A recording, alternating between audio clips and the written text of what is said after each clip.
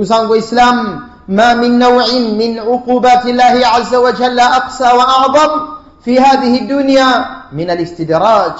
Hakuna adhabu inayotisha zaidi kutoka kwa Allah katika ulimwengu wa dunia kuliko adhabu ya istidraj, nayo ni kupuruziwa na mwanadamu akazidishiwa neema katika uasi wake, hamuogopi Mola wake, hachungi amri, anavamia makatazo, lakini bado tu mara umri kapewa na afya na kipato kinaongezwa. Hiyo ni ishara ya kwamba mwanadamu huyu mustadraj, sanastadrijuhum min haythu la ya'lamun, tutawapuruzia katika namna ambayo hawajui. Anasema alayhi salatu wassalam, idha ra'aita Allah ta'ala yu'ti al-'abda min ad-dunya ma yuhibbu wa huwa muqimun 'ala ma'asihi, ukimwona Allah anampa mwanadamu katika dunia hii anachokipenda mwanadamu hali ya kuwa amesimama katika maasi na anaendelea na uovu, fa inna ma dhalika minhu istidraj, si vinginevyo huko ni kupuruziwa na Mola wake.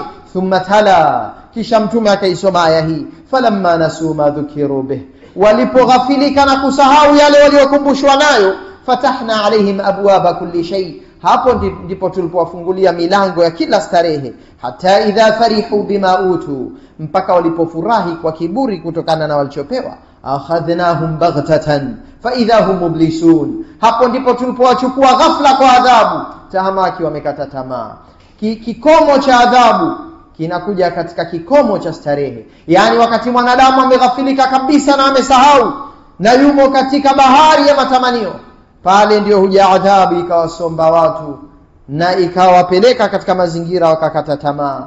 Yauma tajidu kullu nafsin ma amilat min khairin muhdara, siku hiyo ya kiyama ndio siku ambayo kila nafsi itaona mazuri yake yote iliyotenda nafsi hiyo yamehudhurishwa mbele yake.